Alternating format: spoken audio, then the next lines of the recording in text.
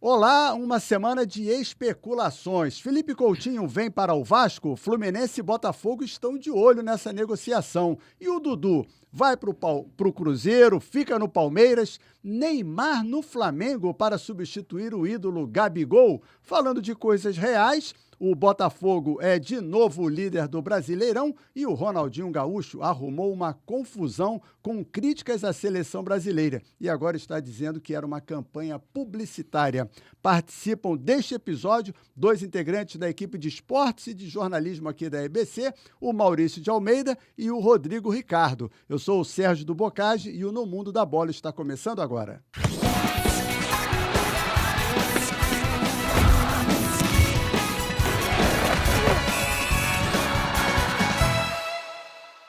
Olá, satisfação em recebê-los. Querem começar pelas especulações ou pela realidade? Vocês votam. Você que sabe, podemos começar pelos sonhos. Especulação também é realidade. Especulação. Então vamos começar por essa história que surgiu agora. O Felipe Coutinho está negociando com o Vasco já há um tempão e aí Botafogo e Fluminense estão de olho, Rodrigo. É verdade.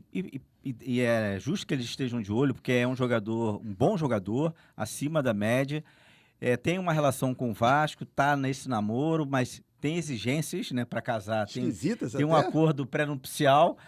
E eu acho que o momento do Vasco é complicado. Se eu fosse um jogador, mesmo tendo todo um carinho, amor pelo clube, não sei se eu escolheria o Vasco da Gama.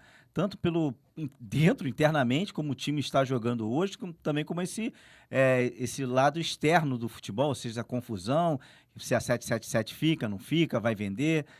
Com vários problemas pelo mundo inteiro. Acho que o Felipe Coutinho, apesar de toda a boa vontade de voltar para o time que o projetou, que ele tem raízes, deve estar colocando isso na pauta. A última exigência seria que, para ele vir, tem que vir mais gente. Pois é. Botou até o Alex Teixeira nessa prateleira, que não joga desde o ano passado, teve uma passagem mediana pelo Vasco.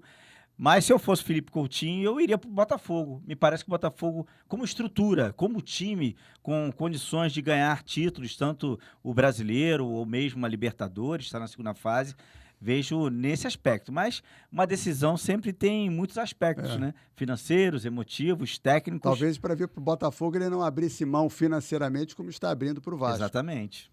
Ele tem contrato lá com o Aston Villa. Exatamente. Ainda. Eu acho que o Botafogo me parece que tem mais cacife para trazer o Felipe Coutinho do que o Fluminense hoje em dia. Nessa situação, Maurício, satisfação também recebê-lo, eu achei esquisito ele sugerir, como já antecipou aqui o Rodrigo, a contratação de outros dois jogadores. Olá, Bocage, olá, Rodrigo. Olá.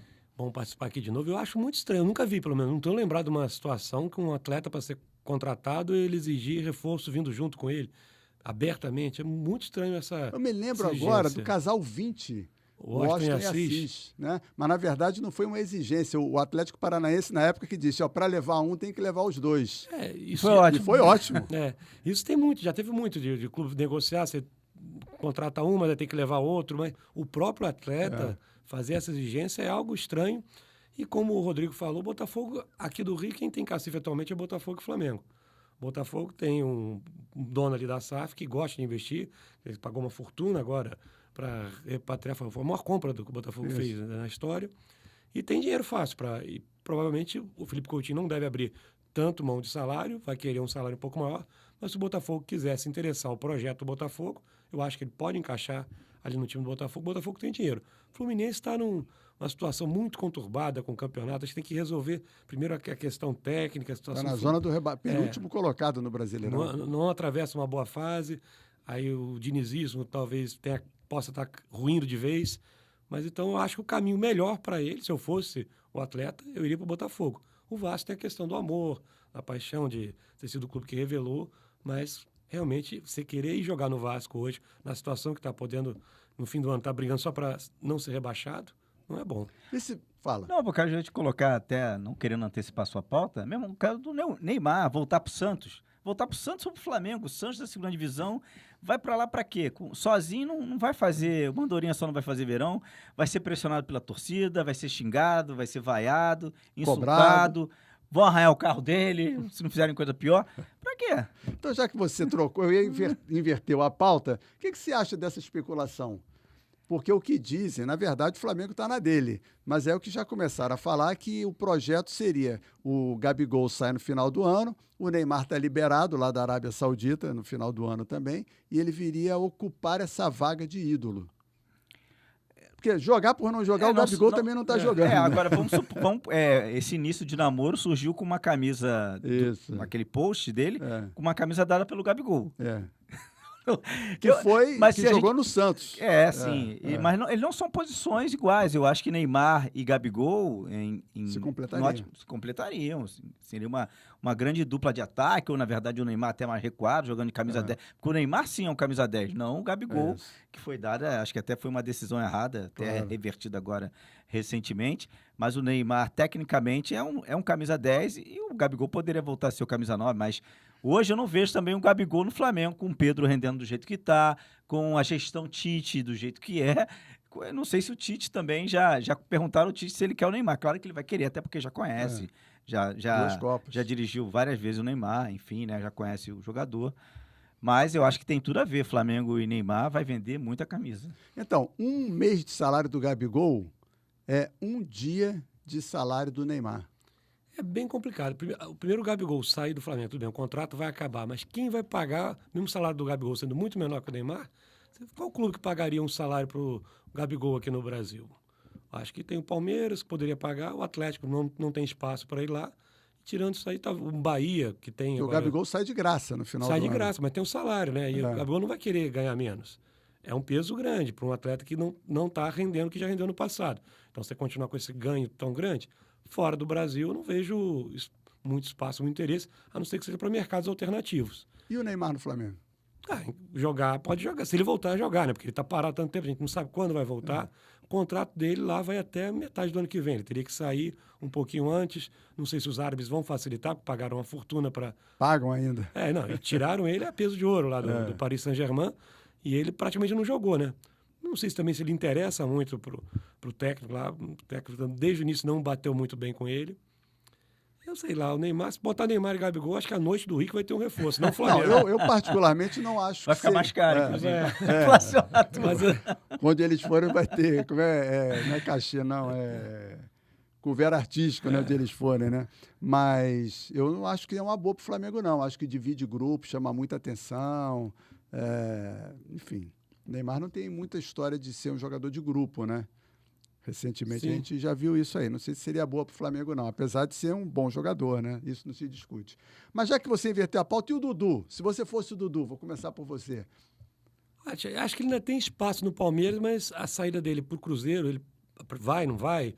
A Leila anunciou que está vendido, que está tudo certo, né? O Cruzeiro é um time que está em reformulação ainda, aparentemente está começando a ter uma outra guinada. Aliás, já falaram também do Gabigol no Cruzeiro. O Cruzeiro tem agora um dono de SAF que gosta de botar dinheiro do bolso para tocar o time para frente, então poderia ser. No Cruzeiro, o Gabigol... Mas o Dudu se enrolou, né, nessa situação, né? Ficou uma situação complicada, né? A não ser que vai, depois não vai, não foi bem isso que eu falei. Fica complicado para ele voltar agora, permanecer no Palmeiras, vai ter que ter como é que vai passar um pano quente para tentar acalmar isso aí. Torcida. Sim. Porque não foi ele que anunciou, Rodrigo, foi o Cruzeiro. Exatamente. Se antecipou a todo mundo. Foi até surpreendente uma postura de um clube que contrata sem que o outro, do outro lado, confirme. Mas para anunciar deve ter alguma coisa por trás, né? É. A própria Leila hoje, nessas últimas declarações, deixa meio que claro que o ciclo do Dudu já fechou no Palmeiras, que foi até uma história bonita, e ela até acha que tem que ter começa bem, mas tem que ter um encerramento também à altura de como começou. Então, eu acho que o Dudu está fazendo mais um doce nesse momento. Até teve uma reação dos ídolos, o próprio Marcos, o Ademir, vieram a público logo que o Cruzeiro anunciou, né? Enfim, né? Dando uma indireta nele, né? Que ídolos não vão embora assim e tudo mais. É claro que o futebol hoje tem outras coisas além disso. Mas eu acho que o Cruzeiro vai... Acho que e o Dudu tem uma relação com o Cruzeiro. Foi o clube que o formou, que foi o primeiro clube dele como profissional, fez quase 30 gols já como profissional no Cruzeiro. A gente não sabe também como é que está esse Dudu. Ele vem de uma lesão muito grave, que recuperar dentro do Palmeiras, isso que é talvez o Palmeiras, isso também o pessoal não repercute bem, porque ele foi recuperado dentro do Palmeiras. Agora que ele tá bom, ele vai embora? Ele já voltou já na última partida, né? Ficou no banco. No E aí último já não vai- foi relacionado, por conta dessa Não. confusão, já não relaciona. Hoje ele não está No relacionado. último, sim, no penúltimo, é verdade. Ele foi, exatamente. já voltou, você já poderia ter jogado e agora vai sair. Enfim, aguardemos os próximos capítulos. E sobre capítulos, não sei se todos que estão nos acompanhando aqui tiveram acesso a essa informação, mas o Ronaldinho Gaúcho deu uma entrevista com críticas à seleção, dizendo que é um dos piores times que ele já viu e que jogadores sem compromisso. Criou um rebuliço, jogadores que são amigos dele não acreditaram naquela declaração, e aí ele disse que é uma campanha publicitária.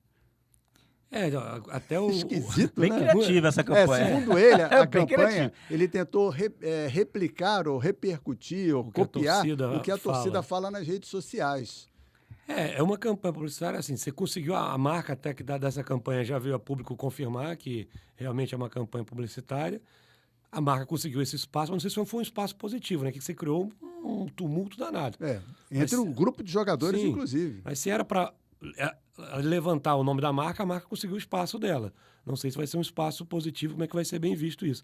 E é engraçado o Ronaldinho falar da falta de compromisso. Um que gostava da noitada, foi campeão na seleção, mas depois largou o futebol, poderia ter sido muito maior do que foi, por conta de não ter compromisso com o futebol, né? Ele não teve... A carreira dele interrompeu no meio do caminho. E nessa segunda-feira, 30 anos do Tetra. É sempre bom lembrar, né? Pro Ronaldinho não ficou ruim, não? Ficou feio. Ficou feio. Assim, foi criativa.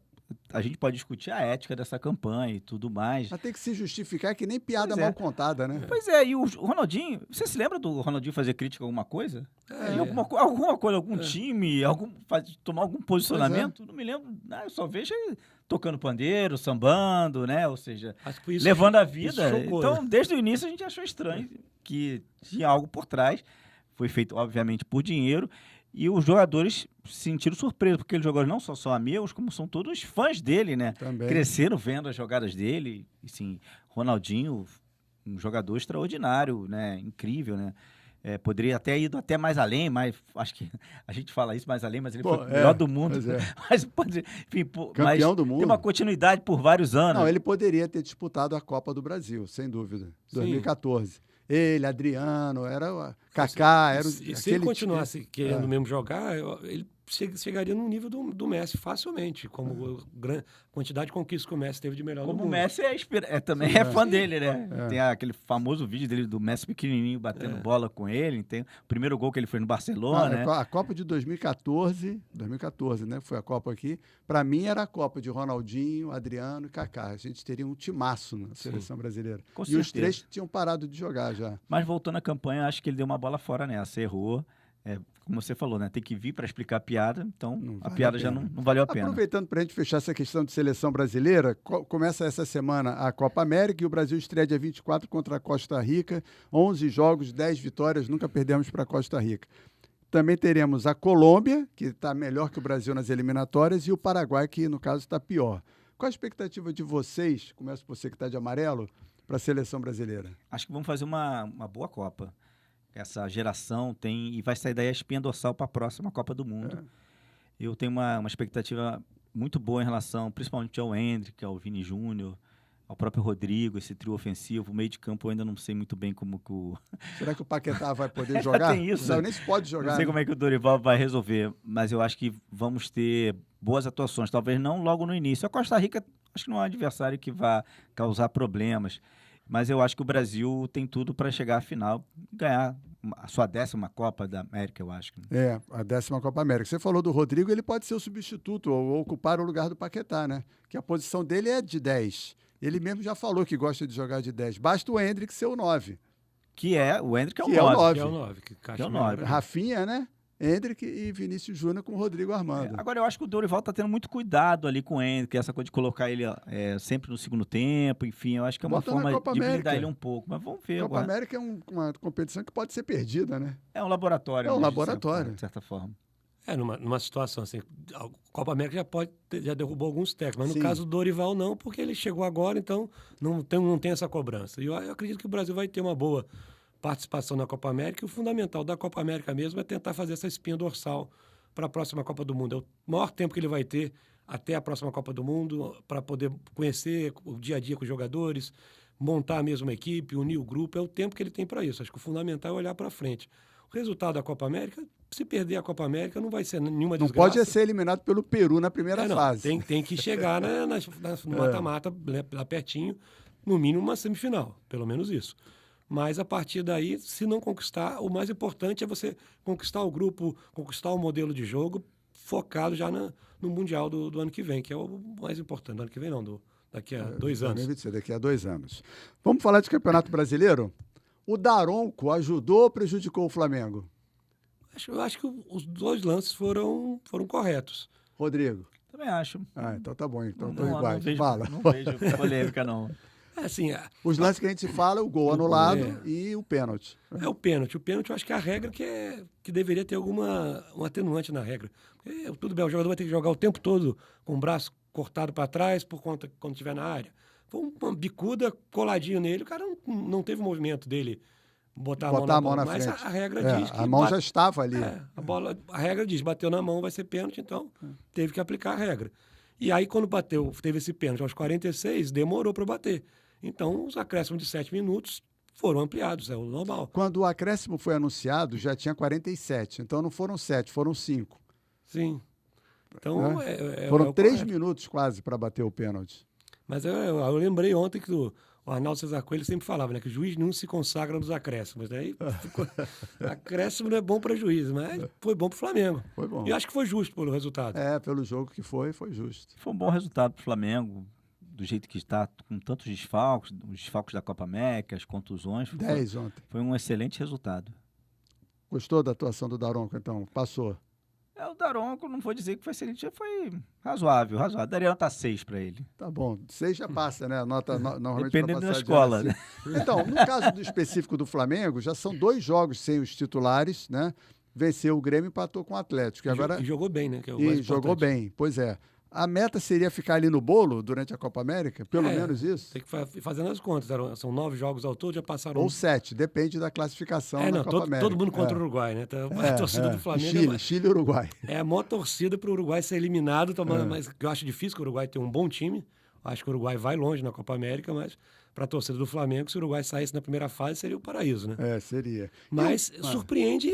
A molecada que está chegando, você vê que o Flamengo tem um elenco e o Ninho está produzindo boas peças que estão entrando e estão dando conta do recado, né? Quando o Tite deixa jogar. Mas isso sinaliza que o Tite está fazendo um bom trabalho. Sim, claro. O time tem um esquema, tem uma estrutura. Todo mundo que entra ali já sabe o que tem que fazer.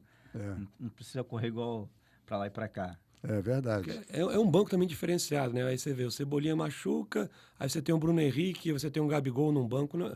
Você tem o Léo Ortiz, que é banco. Então é um banco muito acima da média. É um banco que seria titular na maior parte dos clubes do país, né? É verdade. Botafogo líder, Bahia em terceiro. O que te surpreende mais? Bahia em terceiro. O Botafogo é um time consistente. Eu já cobri pela Nacional alguns jogos do Botafogo. Vejo que o Botafogo tem um padrão de jogo, tem uma organização...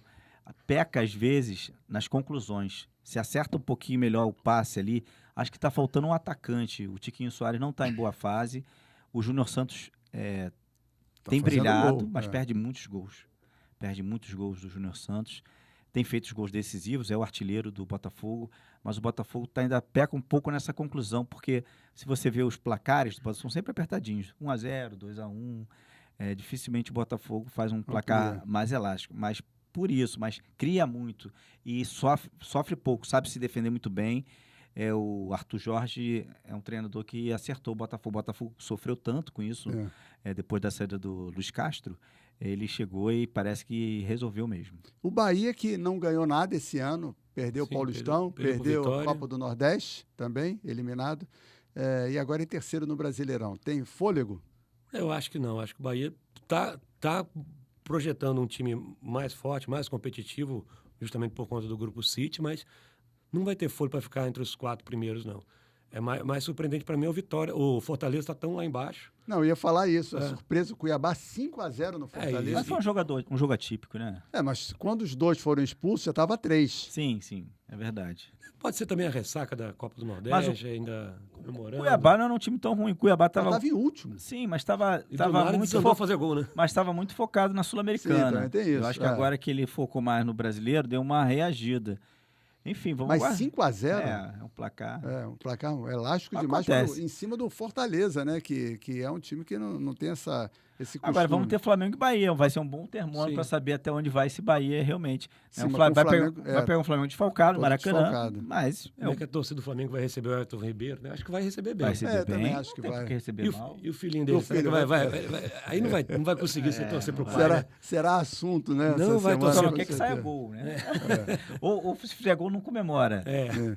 Na parte de baixo, a gente tem Grêmio e Criciúma com 6 pontos e 2 jogos a menos. Fluminense e Vitória com 6 pontos também. E logo acima, Corinthians e Vasco. Ou seja, Grêmio e Criciúma, vencendo um dos 2 jogos, superam Vasco e Corinthians. O que vocês acham dessa zona do rebaixamento aí? O Grêmio, tirando todos os problemas que ele está enfrentando, o Grêmio tem time para sair e não se preocupar tanto com o rebaixamento. Acho que organizando, passando essa fase inicial, voltou uma espécie de pré-temporada no meio do campeonato para o Grêmio, mas eu acredito que o futuro do Grêmio é mais tranquilo, do Criciúma nem tanto. Então, E aí dos grandes, Vasco, Corinthians e Fluminense. Corinthians ontem jogou bem, né? O Corinthians fez um bom Em São jogo, Paulo. apesar de tantos problemas que ele vem enfrentando, tanta inconsistência, mas ontem foi diferente. Mas tem aquela história de clássico regional, né? Quando é um clássico local, normalmente os times se superam, jogam mais, porque o Corinthians está muito bagunçado internamente, administrativamente, e o Vasco também, né? Mas eu acho que o Corinthians está numa situação pior até que a do Vasco. Olha, o Fluminense é o que me preocupa mais, pelas atuações, né? Esse último jogo, então, perdeu de... O Atlético Goianiense. Vinha jogando mal, né? O Ganso ganhou um gol, né? Fez um belo gol, né? Mas recebeu um passe do adversário, chutou lá de fora. Já está jogando mal há um tempo, o Fluminense. Exatamente. Tem alguma coisa, né? Que a gente nunca consegue saber internamente do clube, mas os destemperos, né?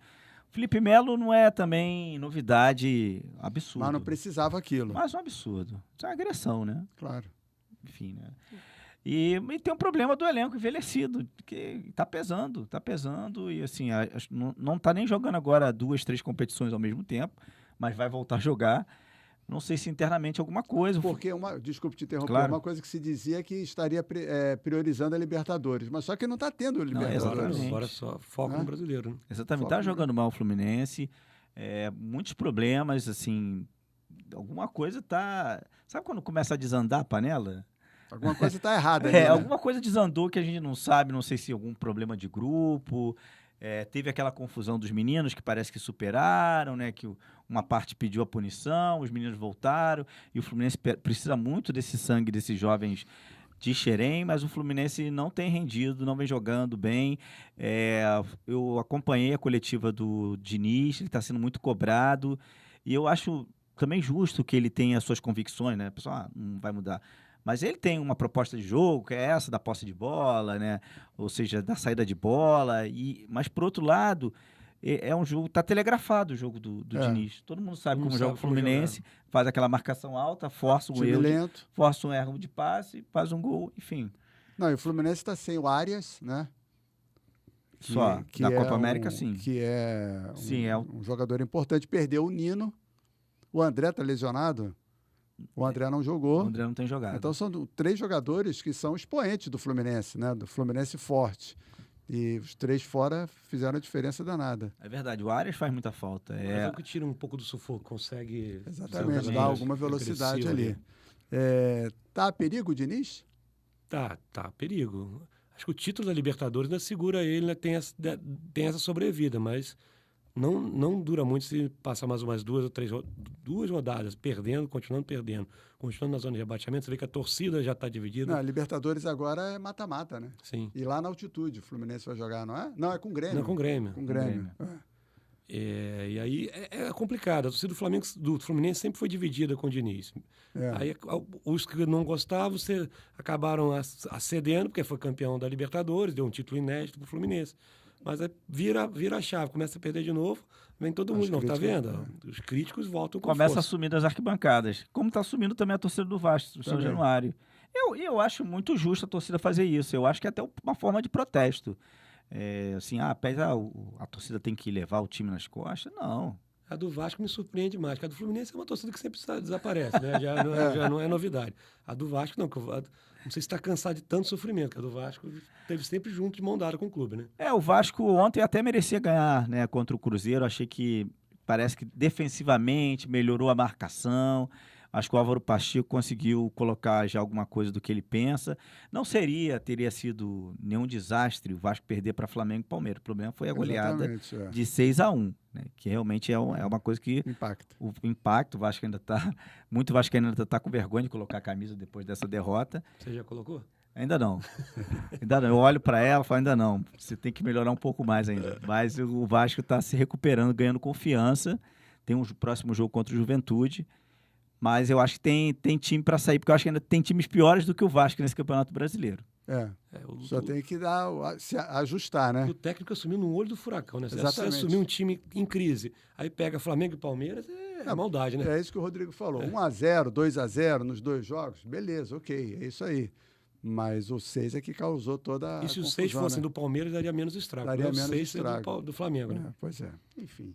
Rodrigo Ricardo, obrigado aí mais uma vez. Já Maurício acabou? de Almeida, Rapidinho. obrigado. Passou muito assunto, a gente falou 1, 2, 3, Rápido. 7 assuntos para a gente discutir aqui. Foi Tá bom. ótimo, valeu pela participação. Abraço. Obrigado a você que nos acompanha. Deixa aqui o seu like, curta, compartilha, aciona a notificação. A gente gosta muito de falar com vocês. Forte abraço.